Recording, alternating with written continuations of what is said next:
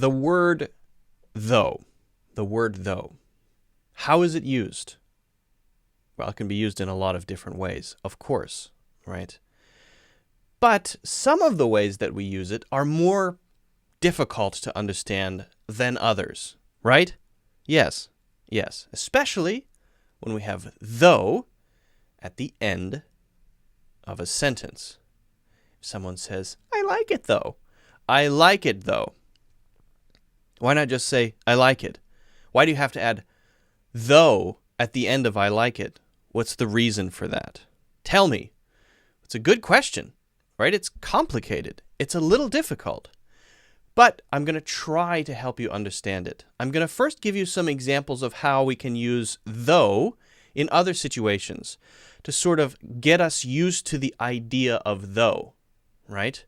And then we'll get into though when it comes right at the end of a sentence and how we use it for that. So why don't we start using though at the beginning of a sentence? When we use though at the beginning of a sentence, we're kind of using it like even though, although, or but, except we don't often put but at the beginning of a sentence, but we can imagine it's sort of the same function as but, the same basic function, right? Same basic function, except it's coming right at the beginning. But usually goes after maybe a comma in the middle of the sentence, and we'll talk about that too, okay? So let's try this. Let's try a couple of examples at the beginning of the sentence. Though she's only been learning English for a year, she has made amazing progress. Though she's only been learning English for a year. Though my kid still can't speak, I can tell he understands what I'm saying. Even though it's probably safe to go out, I'm still planning to wear a mask. All right. Now, let's look at these for a second. If we say, though my kid still can't speak, I have a little baby, he's 1, right? When I look at him, I see that he understands me. I can see that he understands me, right? However, he doesn't say anything. He can't yet. He understands what I'm saying. I can tell, right? So in spite of one thing, there's another thing that's kind of in the opposite or kind of against the idea of the other thing. What's the other thing? Well, he can't speak yet. He's very little, right? What's the thing that goes against that? Well, he's not just, he can understand what I'm saying, I think, when I say something to him. When I look at him and I see his eyes, I can tell he understands. And it's the same basic idea. Though she's only been learning English for a year, she has made amazing progress. Though. Well, if you learn English for a year, you probably won't improve that much. You might, you will, but not a huge amount. Well, in this case, there's something that goes against that idea. What is the thing that goes against that idea? Amazing progress, right? In spite of that fact, the fact that she's only been learning for a year. Now let's look at that last example. Even though. Now, notice I slipped in even there. When we put though at the beginning of a sentence, we can also often slip in even, and it pretty much means the same thing. Even though it's probably safe to go out, I'm still planning to wear a mask. Now notice we could say it's probably safe to go out, but I'm still planning to wear a mask. My kid still can't speak, but I can tell he understands what I'm saying, right? She's been learning English for a year, but she has made amazing progress. So it's kind of the same idea, and the point of this is there's one fact that goes against what we said before, a previous statement, in spite of that thing. It wouldn't normally be true, but in this case, it is. It is, or there's one thing at least that goes against what you would normally expect. If you study English for a year, I don't expect you to improve that much. Well, here's one thing that goes against that. She has made amazing progress. All right, so that's how we're using it at the beginning of a sentence. And notice that we can replace it with even though, and we can also usually often, let's say, replace it with although. Although she's only been learning English for a year, she's made amazing progress. Okay. Now let's look at how we can use though in the middle of a sentence. Now this is a little bit perhaps more complicated, but let's see. Though in the middle. Now it's very similar to but here. I just came back from Indonesia, but I didn't really enjoy it. I just came back from Indonesia, though I didn't really enjoy it. Okay? So normally you expect to enjoy a vacation. In this case, not. So this is a thing that goes against what I said before, right? Okay. I always read the newspaper, but I haven't yet today. I haven't read it yet today. I always read the newspaper, though I haven't yet today. Now, could we put although here? Although I haven't yet today. I haven't read it yet today. I always read the newspaper, though I haven't yet today. Although I haven't yet today, but I haven't yet today. Yes, yes, yes, yes, yes, yes. Okay? Now, you could even put even though there. In fact, it's a thing that goes against the thing I said before. The thing I said before, I always read the newspaper. You would expect then, because I always read it, that I would have already read it today, right? But here's the thing that goes against that. The thing that goes against it, or is in spite of it, is that today I have not yet done that. I shouldn't go out, though sometimes I can't avoid it. I shouldn't go out, though sometimes I can't avoid it. I shouldn't go out, but sometimes I can't avoid it. I shouldn't go out, although sometimes I can't avoid it. Now here, I shouldn't go out, even though sometimes I can't avoid it. Probably not. Probably not, okay? But it's the same basic idea. It's the same basic thing, okay? Pretty simple, I think, in the middle. Function of but, a thing going against another thing. The other way we use it in the middle of the sentence, in the middle or about the middle, is to mean like. It means like that, right? So this is kind of a different thing. So this, don't let this confuse you. This is just a different way that we use it. Though, as, like. You're packing as though you won't be coming back. You look as though you've just been in a war zone. Save money as though a financial crisis is right around the corner. So what does this mean? As though. As though. It means like. You pretend that. Even if it's not true. Even if it isn't true, then I will still say this, right? Even if there is no financial crisis coming, you should still save like it is. Maybe it never will. Maybe it never does. But that doesn't mean you shouldn't save. You should imagine that it will happen and then do that. As though means like. With the second one, you look as though you've just been in a war zone. Now, maybe someone just woke up after drinking a lot the night before, right? We can imagine that. That's kind of a funny thing to imagine, right? You look as though you've just been in a war zone. You wake up, your hair's all messy, you have panda eyes, and you're like a zombie, right? And you could say, you look like you've just been in a war zone. You look as though. Now, is there any difference between like and as though? No, except that as though, in this case, is more formal sounding. So I would recommend using like here. This is an okay way to use like. Now, like has other meanings that aren't the same as though, obviously. But in this case, like is a little less formal, as though is a little more formal. So now hopefully we have a pretty good understanding of how we can use though at the beginning, in the middle of the sentence, to mean in spite of or against something, and to mean like, similar to that, kind of like that. Now we get to the main thing, the thing that made us look at this in the first place. When we use though at the end of a sentence, why do we use it? So let's first try to get a feeling for this by understanding some examples, looking at some examples, reading through some examples, and then I'll do my best to explain how it works, okay? So our first one, I really love the new Google earbuds. I probably won't get them though.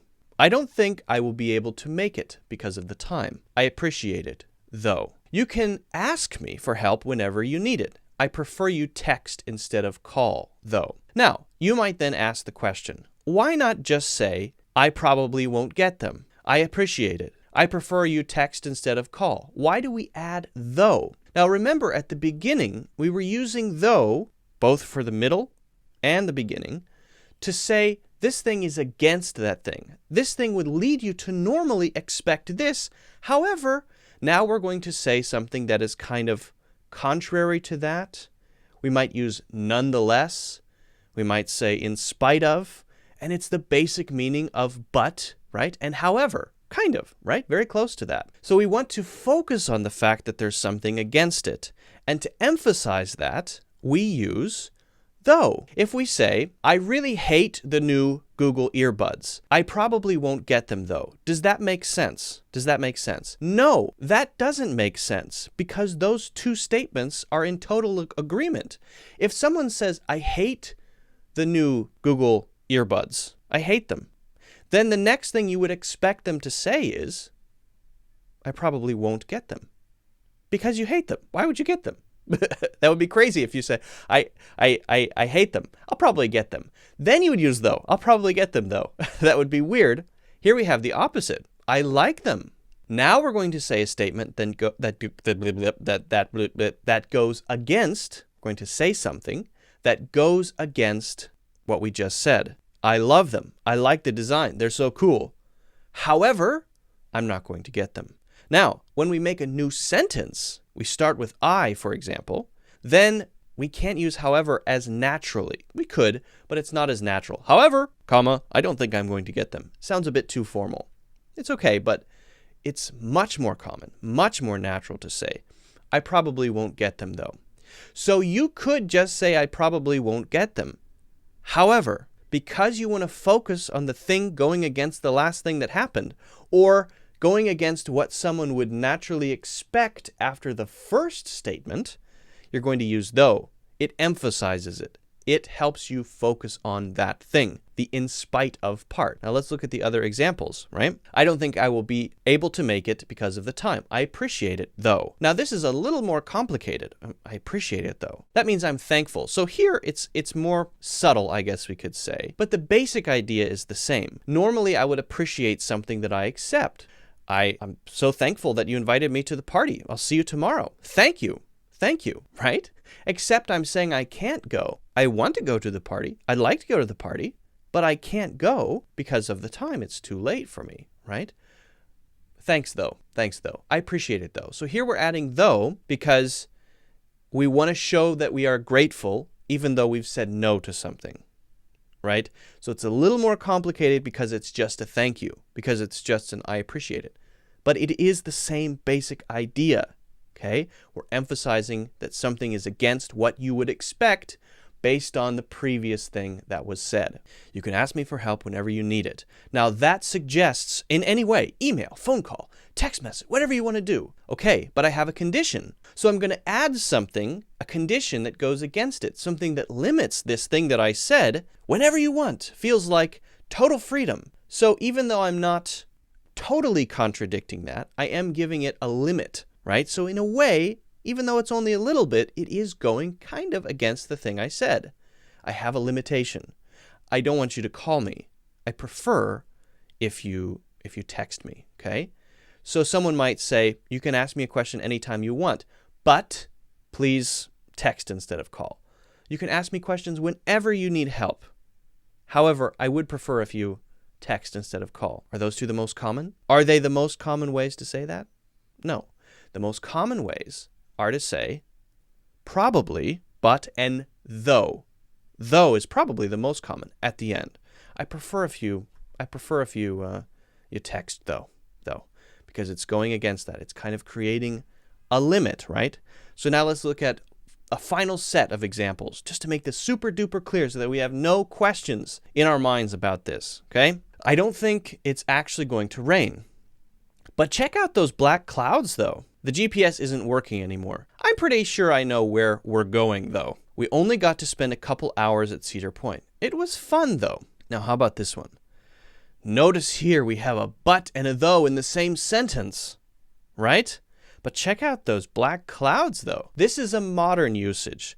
This is probably technically not grammatically necessary, right? We don't absolutely need to do this, but you'll often hear people do it, and that's why I included it. So you will often hear people put but though, even though we're doing the function of but with though, right? So I'm not necessarily encouraging you to do this, but I am saying many people say it. Many people use but and though in the same thing, but in the same sentence rather, but when they put though at the end, it's still serving the same function. What is the function? Well, it's not going to rain, right? So it's not going to rain should suggest that the clouds are white and puffy and the sky is blue and clear. Well, no. We're talking about black clouds, right? So it's not going to rain, but the clouds are black and boiling. So that's a thing that goes against the other thing that we said, right? In spite of it. In spite of that thing. Same basic idea here. But check out those black clouds, though. Okay, might sound weird, but we're doing the same basic function. The GPS isn't working anymore. I'm pretty sure I know where we're going, though. If we lose the GPS, if it doesn't work anymore, then you would expect me to say, and we're lost. Oops, we'll never get home. But that's not what I'm saying. It might be true, it might not be true. I'm pretty sure I know where we're going, though. And I use though because I'm going against what you would expect me to say. The previous thing, I'm contradicting it, right? Same basic idea. Last example. We only got to spend a couple hours at Cedar Point. Now, you might expect me to say, oh, how sad. Oh, it was terrible because we only got to spend 2 hours at a very fun amusement park. An amusement park, Cedar Point, is a place where you can ride roller coasters. Okay. Now, after 2 hours, you might expect me to say, I'm so upset about it, right? Only 2 hours. No, it was fun though. The 2 hours were fun. So in spite of the fact that I only spent 2 hours at the amusement park, I still had fun. We only got to spend 2 hours at Cedar Point, but I still had fun. We only got to spend 2 hours at Cedar Point. However, I still had fun. Even though we only got to spend 2 hours at Cedar Point, I still had fun.